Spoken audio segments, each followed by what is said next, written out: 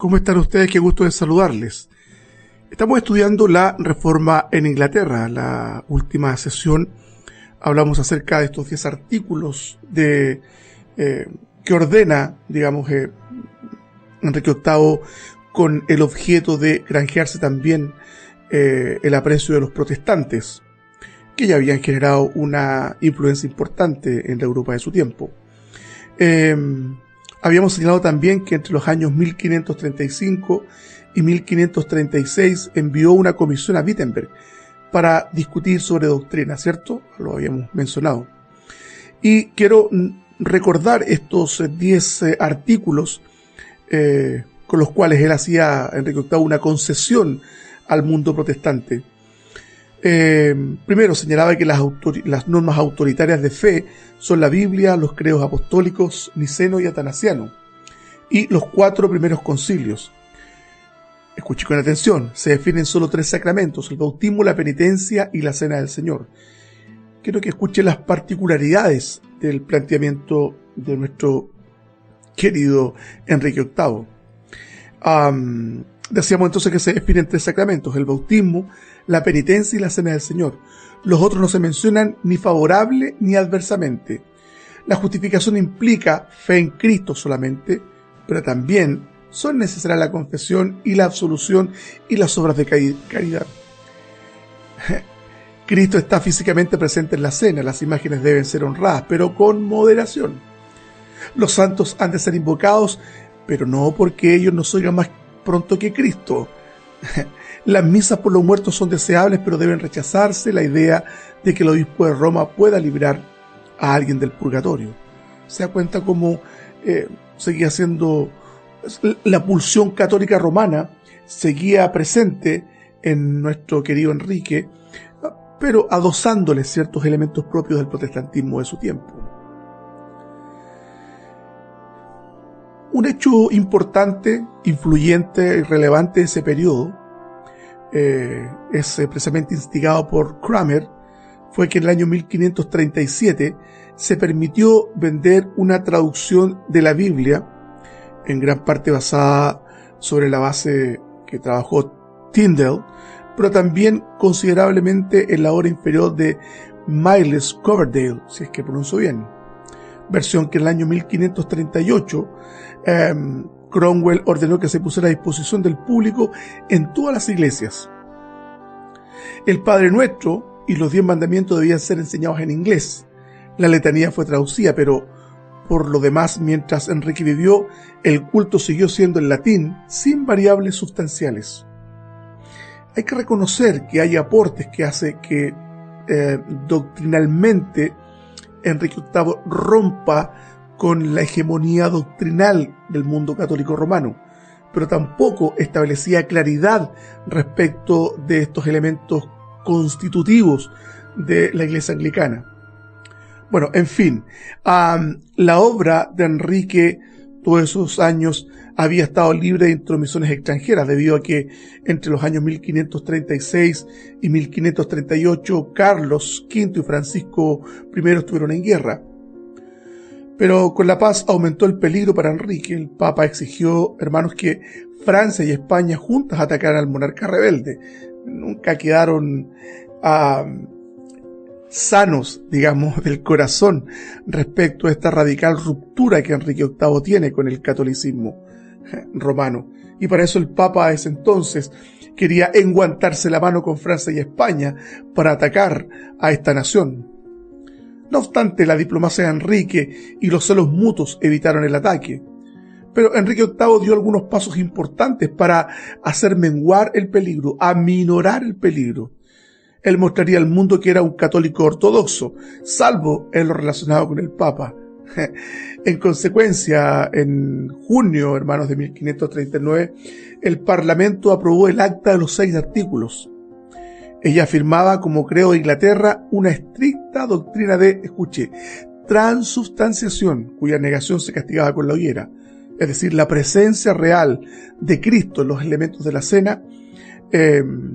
La negación de esta verdad era castigada con la muerte, y precisamente una de las muertes más terribles, que la gente quemada viva. Por lo tanto, Enrique VIII repudiaba la comunión en ambas especies y el matrimonio del clero. Ordenaba la observancia permanente de los votos de castidad, aprobaba las misas privadas y la confesión auricular. Este asunto permaneció en vigor hasta la muerte de Enrique. No bastaba, sin embargo, que Enrique comprobara su ortodoxia. Él era viudo, y Cromwell insistía en que debía fortalecer su posición mediante un matrimonio que agradara a los protestantes alemanes y los tuviera con los adversarios del emperador Carlos V. Miren, ¿quién fue elegida? Ana de Cleves, hermana de la esposa de Juan Federico, el elector de Sajonia. El matrimonio se realizó el 6 de enero de 1540. Este Juan Federico tiene una importancia vital en los sucesos que tienen que ver con Martín Lutero. Por favor, revise eso en la historia. Pero en el año 1539 Enrique había completado la confiscación de todos los monasterios católicos. Su posición interna, hermanos, era más fuerte que nunca. Era evidente que tanto Francisco como Carlos pronto se trabarían nuevamente en guerra y el emperador estaba empezando a cortejar a Enrique para lograr su ayuda. Los protestantes alemanes veían con malos ojos sus desartículos, pero él no necesitaba más ayuda. Enrique había considerado el matrimonio con Ana de Cleves como un mero acto político. En julio de 1540 obtuvo de los obispos su anulación sobre la base de que el rey nunca había dado su consentimiento íntimo al mismo, y Ana fue espléndidamente indemnizada pecuniariamente. Creo que fue la más inteligente de todas las reinas que pasaron, ¿cierto?, por la cama del rey. Ana de Cleves logró una situación mucho mejor que las reinas anteriores. Cromwell, a quien se había debido el matrimonio, cayó en desgracia.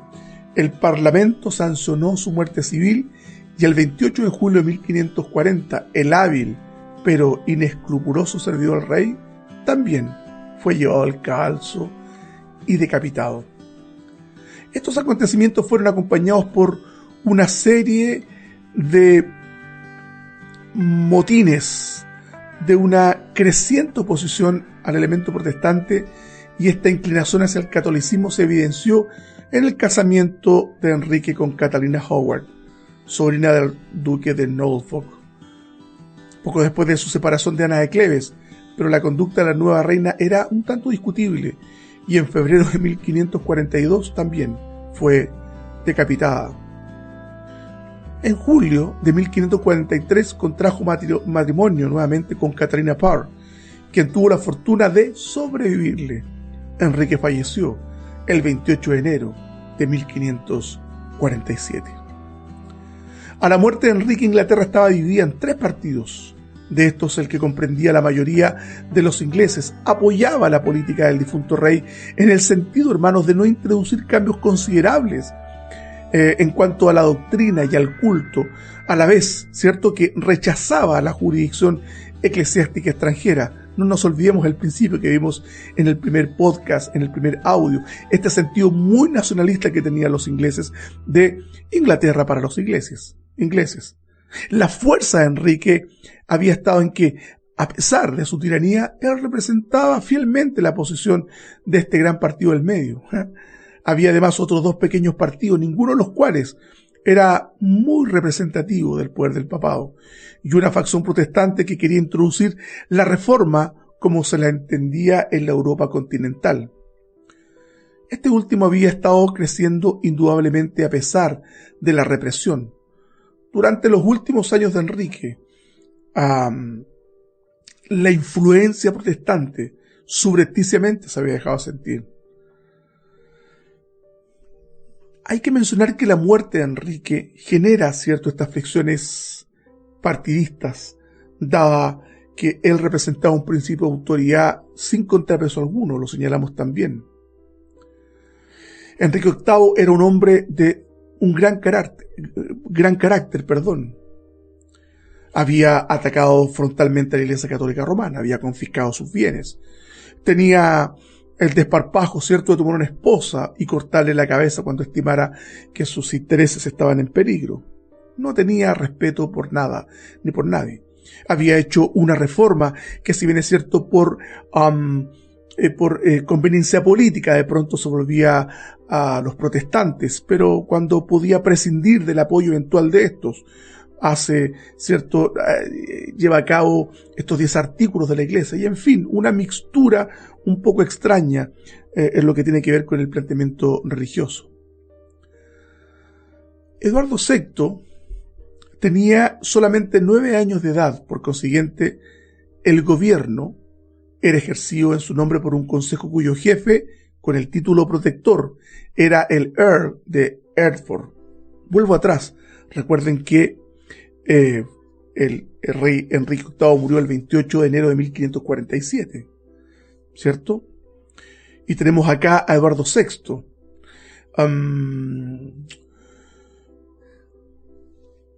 Era muy pequeño cuando comenzó a reinar, por eso que requería de un lord protector, ¿cierto? En este caso, el Earl de Hertford, o como fue inmediatamente nombrado, duque de Somerset.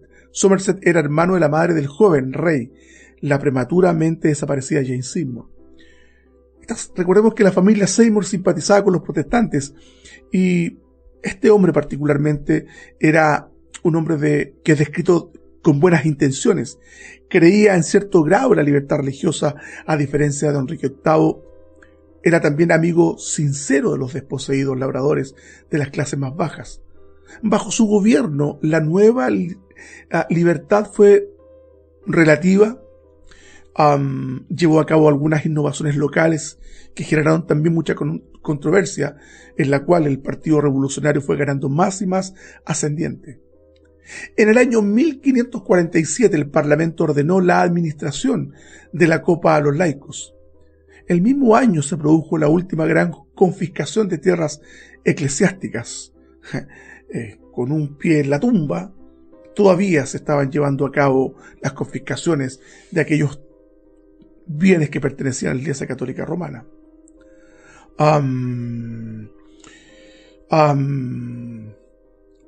Las capillas donde se realizaban las misas también fueron enajenadas en bien del reino. Fueron también confiscadas las propiedades de las fraternidades, de los grupos religiosos en definitiva, ¿cierto?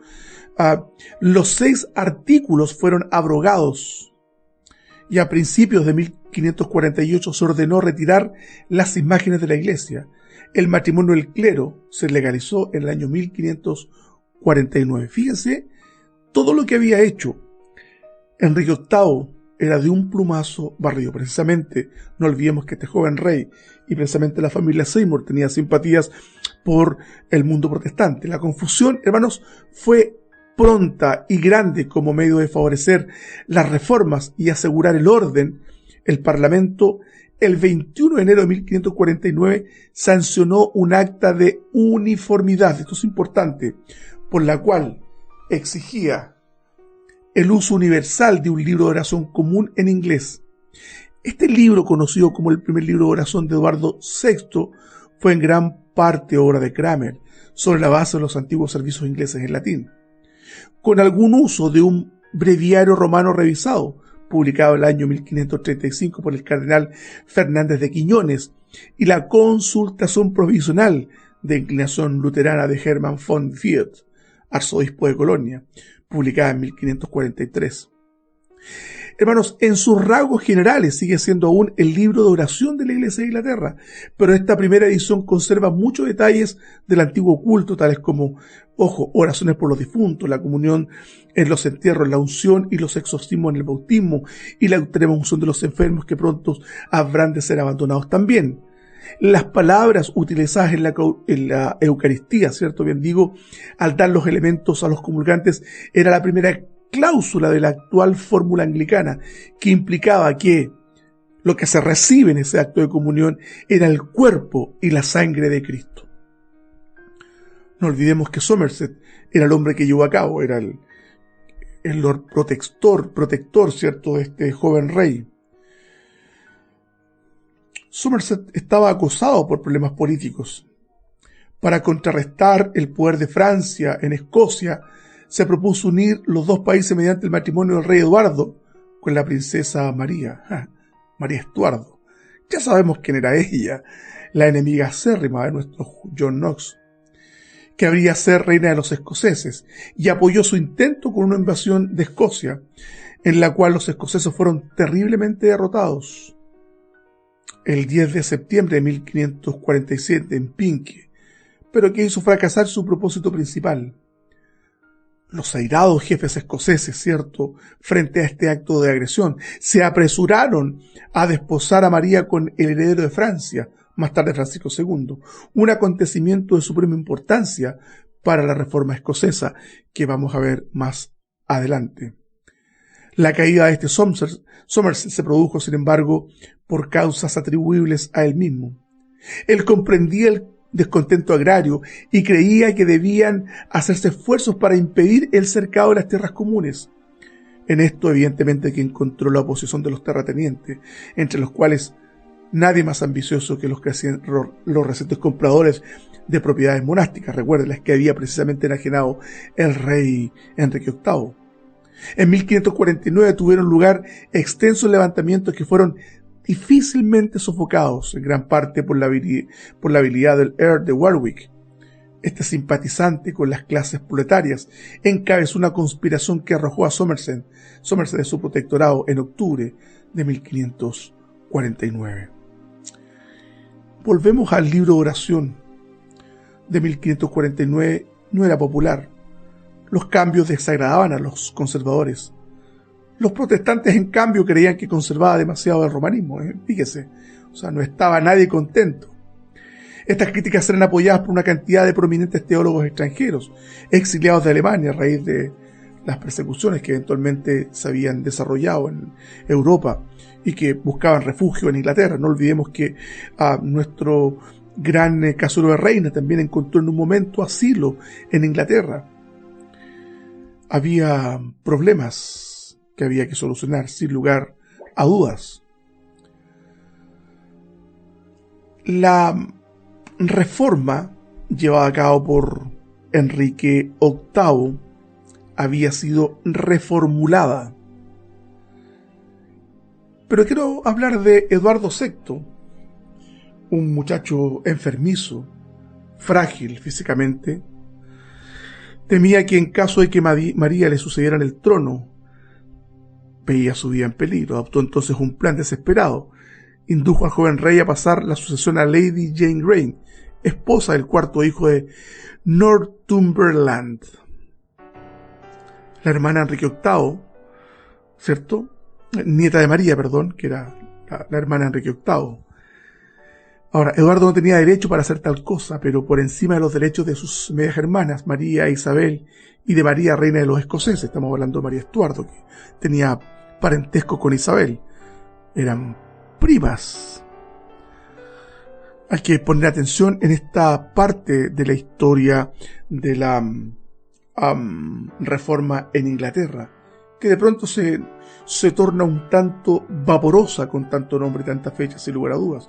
Lo importante que tenemos que consignar, sin lugar a dudas, era la reforma llevada a cabo por Enrique VIII había sido reformulada. Recuerden que bajo el protectorado de Somerset, muchas de los artículos y de las normativas doctrinales habían sido desconocidas.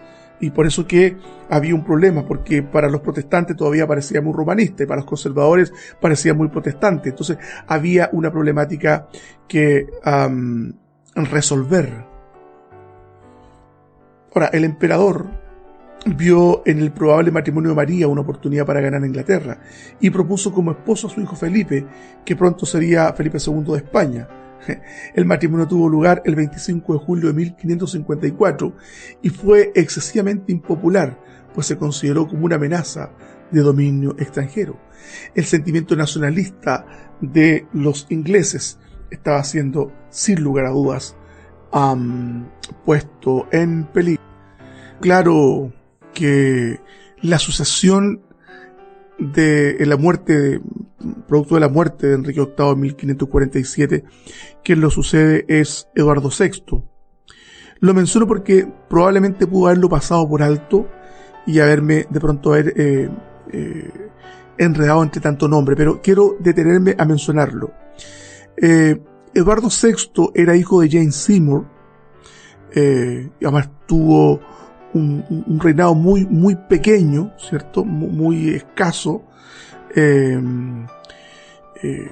dado que porque era muy joven y dada su juventud, tuvo dos regentes. Uno de esos fue Eduardo Seymour, duque de Somerset, y también Thomas Cranmer. Es importante entenderlo también. De tal manera que vayamos comprendiendo cómo se va entretejiendo la historia posterior a la muerte de Enrique VIII, y eso es muy necesario también de comprenderlo. Ahora, la reforma se continuó, hubo cambios, ¿cierto?, a lo que se había llevado a cabo en el periodo de Enrique VIII. Hay que mencionar que en 1547 el mismo Cranmer publicó sus homilías, una colección de sermones para los servicios religiosos, y también fue él quien introdujo su nuevo libro de oración común, publicado en 1549, y que se hizo obligatorio en virtud del acta de uniformidad que habíamos mencionado ese mismo año. Y este libro de oraciones, mencionamos también, hay un alejamiento radical del catolicismo que afectaba al mundo conservador de ese entonces, pero que también no era lo suficientemente claro para el mundo protestante, que veía también los resabios del catolicismo en ese texto.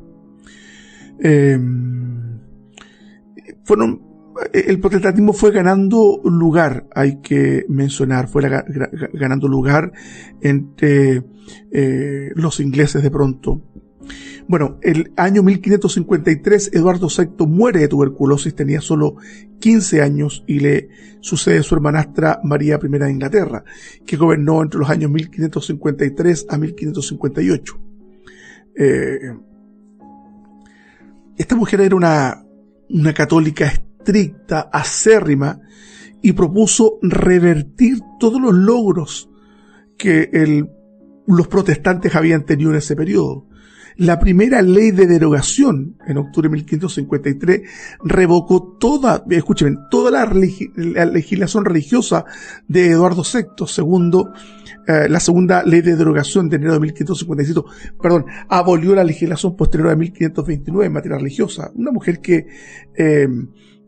tenía un carácter un tanto siniestro. De hecho, era llamada Bloody Mary o María la Sangrienta. Se dice más o menos que murieron aproximadamente 287 mártires que fueron quemados en la hoguera durante su reinado, incluyendo a Thomas Cranmer en marzo de 1556. La historia es muy interesante, lo que viene aquí para adelante, pero la verdad es que no sería marearnos un poco con tanto nombre y tanta situación que se desprende. Lo que sí podemos señalar que a la muerte de María, quien le sucede en el trono, es la reina Isabel, hija, ¿cierto?, de Ana Bolena. Y nuevamente el protestantismo, después de ese periodo oscuro de Bloody Mary, vuelve a tomar algún grado de fuerza en ese periodo de la historia. Espero no haberles mareado con tanto nombre y tanta fecha. Recuerden ustedes que hemos utilizado apuntes de un libro que quiero compartir con ustedes y que es necesario que ustedes los conozcan, porque la honestidad intelectual es fundamental en un cristiano. Historia de la Iglesia Cristiana de Williamson Walker, ¿cierto? Y algunos apuntes personales que también he utilizado. El Señor les bendiga, es un grato gusto compartir con ustedes, y cerramos entonces la reforma en Inglaterra. Espero que hayan aprendido algo. Esto es solamente un pincelazo para que usted vaya despertando el gusto por la historia de la Iglesia. El Señor les bendiga.